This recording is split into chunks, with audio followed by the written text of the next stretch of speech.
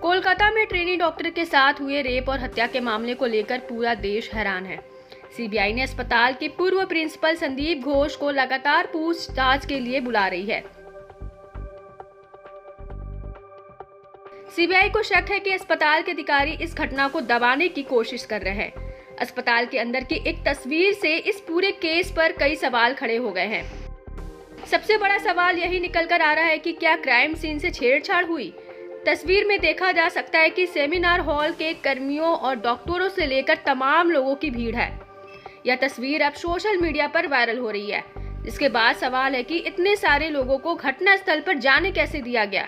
इसके अलावा यह भी आरोप लगाया जा रहा है कि घटना स्थल के साथ छेड़छाड़ की गई है।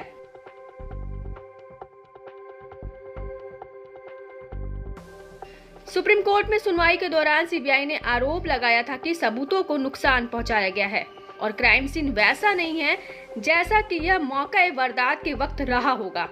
कोलकाता पुलिस ने इन दावों को खारिज कर दिया था, बल्कि यह भी कहा गया है कि तस्वीर में दिख रहे सभी लोग उस वक्त वहां होने के लिए पूरी तरह ऑथोराइज थे और उनकी पहचान कर ली गई है। इस मामले को लेकर डीसीपी सेंट्रल इंदिरा मुखर्जी का भी बयान सामने आया है। आइए सुनते हैं उन्होंने क्या कहा। We have seen that there is one particular news channel which has shown a video and some pictures of the seminar hall, which is the place of occurrence of this particular case. And there it has been seen that inside the cordoned off area, there are many people who are standing, talking, and it is not clear that who are these people, and it has been alleged that they are probably some people who were not supposed to be there, and there has been some tampering of evidence.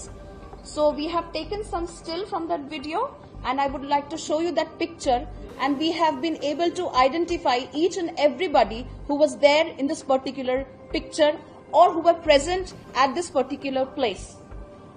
I hope you can see the cordon. Right behind the cordon is the dead body. The one in blue check here is OC Homicide from Kolkata Police. We have the videographer from the detective department. We have learned Commissioner of Police here. Additional CP1 sir is here. OC Women Remand Cell is here. Lady officer from Tala PS is here. And forensic officials are also here. All are known to us and identified. There is also another picture and new set of people. We have the witness doctor, whom you can see has a stethoscope and is leaving soon after the inquest. We have FSL people, the fingerprint expert, the ACP of Detective Department, the videographer, Senior Officer Additional CP1, and the forensic officials.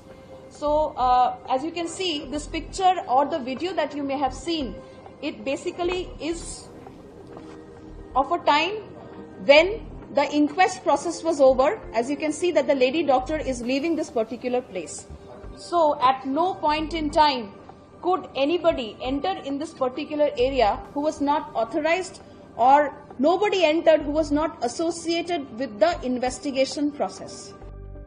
Report के मुताबिक CBI जांच कर रही है कि आखिर trainee doctor का शव मिलने के 40 मिनट बाद स्थानीय पुलिस को क्यों सूचित किया गया, इतनी देरी क्यों की गई। कोलकाता पुलिस की टाइमलाइन के अनुसार शव सुबह 9:30 बजे मिला और ताला पुलिस स्टेशन को सबसे पहले मौत की सूचना सुबह 10:10 यानी कि 40 मिनट की देरी से मिली। कोलकाता पुलिस की जांच टाइमलाइन के अनुसार स्थानीय पुलिस शव मिलने के 1 घंटे बाद घटनास्थल पर पहुंची और इलाके को सुरक्षित कर लिया। रिपोर्ट के मुताबिक सीबीआई प्रिंसिपल संदीप घोष के कॉल डिटेल रिकॉर्ड को भी समीक्षा कर रही है, ताकि यह पता लगाया जा सके कि उन्होंने इस मामले में हस्तक्षेप किया था या नहीं। दरअसल सुप्रीम कोर्ट में सुनवाई के दौरान केंद्रीय जांच एजेंसी ने दावा किया था कि क्राइम सीन को बदल दिया गया था। इसके अलावा पीड़ित परिवार को गुमराह किया गया था कि उनकी बेटी की मौत को आत्महत्या के रूप में पेश किया जा रहा है। इसका जवाब देते हुए कोलकाता पुलिस ने 30 अगस्त को कहा कि घटनास्थल पर मौजूद सभी व्यक्तियों को जैसा कि तस्वीर में दिखाया गया है वहां उपस्थित रहने की पूरी अनुमति थी।